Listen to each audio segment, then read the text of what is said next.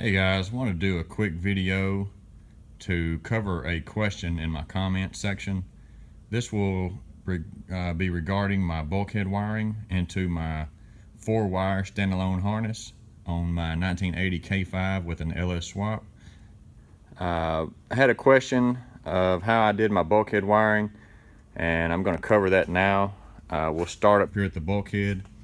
Try to bear with me with the shakiness of the camera and stuff, guys, but it's really the only way I can do it with two hands.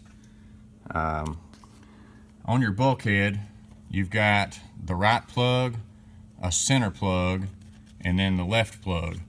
The right plug will be for your wiring harness going to the rear lights, the tail lights, the blinkers, things like that. It'll come down, run along the frame rail and back.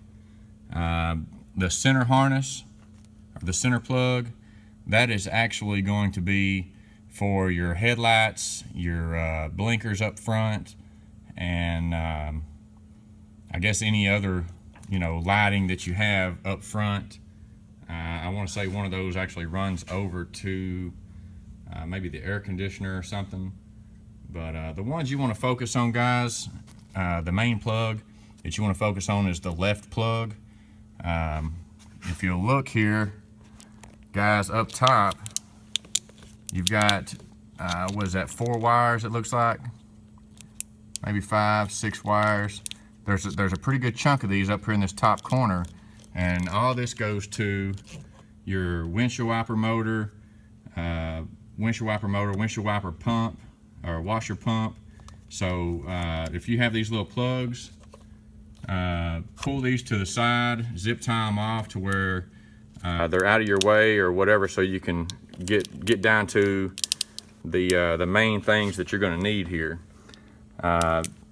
We'll start out up top, and I'm not 100% sure, but I'm thinking this is maybe the A1 plug joint.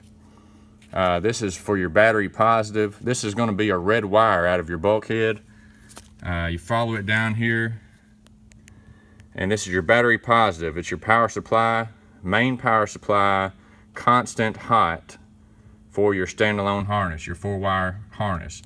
One of your 4 wires is going to hook to this down here, all the way down. I've got it wide off right here. This actually goes to the PCM, and this one here will be the one that I hook to my battery.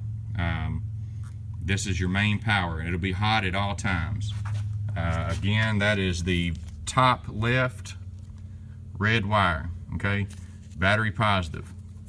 Just below that is a pink wire. Now this pink wire originally would go to your distributor on top of your 305 or 350 engine, okay? This is what feeds your coil when you turn the key on. When you turn the key on, this wire is hot. When you turn the key off, this wire has no power. That's what kills your vehicle when you're running an older style motor with a distributor. This is your ignition wire. This is your ignition positive, and you'll use this wire to turn on your PCM. This will actually turn your PCM on and send full power to your PCM when you turn the key on. This will go to your ignition wire on your 4-wire standalone harness. You see, as we come down here, it goes into a much smaller wire, and that will actually feed into my block here to give all my fuses power. The next wire below that is actually supposed to be a purple wire. Guys, this wire is 37 years old. It's not really purple anymore, but this is your starter wire. I've got it run down into a red wire, and that red wire, if you follow it on down, it actually goes back into my main harness and over to my starter through the top of the main harness there. But that's going to be your wire for your starter. It's going to be a purple wire, should be purple on all these older GM vehicles. So you're going to run that to the starter wire on your PCM standalone harness.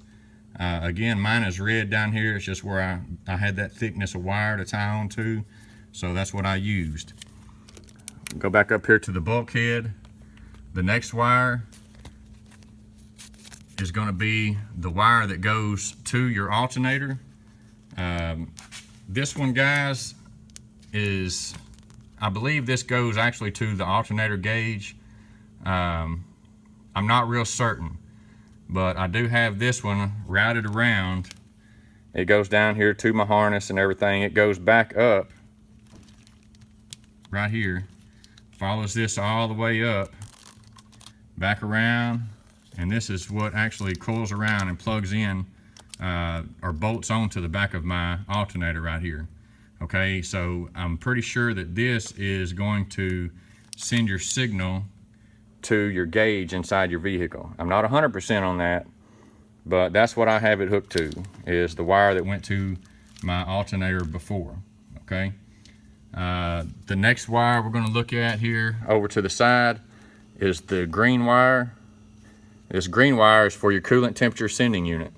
Okay, so whatever you're going to use for a sending unit, you need to put this wire on that. Mine comes down into a blue wire. I'm actually going to use a temperature sending unit that's got 3 prongs on it, and the reason why is because I'm going to use one of those for my electric fans to turn on a second fan. But it actually goes back down, it's routed through, comes back up, it goes into the harness and back up to that heat coolant temperature sensor. All right, that's the green wire. The green wire is going to tell your gauge what your temperature your motor is, so make sure you hook that up. I've got another one here just below that I'm not using at this time, and it's the old alternator gauge plug. I wasn't sure when I labeled it, but that's actually, it goes to the alternator and the plug-in. But you see there's more wires there. The difference is this this loop here actually went to the block up on the firewall. That did not go to the alternator. The other wire that I have that I just showed you, that is actually the wire that went to the alternator, and this came back to the block, the power block up on the firewall. So I'm not doing anything with this one right now. I may have to wire in to this for my alternator to show voltage on my dash. I really don't know yet. So I've not done anything with it. That's why it's tied off to the side. I've got another one here. So you can see where it is. It's right next to this one here in a second we'll get to. And this is actually the new oil pressure sending unit. I'm putting this on an 8-pin plug that I have wired up already coming off of my PCM. I've just not yet hooked up the other side of that plug, but this is what that is going to be. The other wire under here, guys, this is going to the fuel sending unit to the fuel pump in the tank. Sorry about the finger in the way. This wire is not hooked to this purple wire, but they both run in this same wire loom. This wire coming out of the bulkhead goes to your fuel gauge. Okay, this purple wire here comes from the fuel pump power on the relay on the 4-wire standalone. That actually comes from this relay right here. It runs down through the plug and back up, and what this does, this actually gives power to my fuel pump in the tank.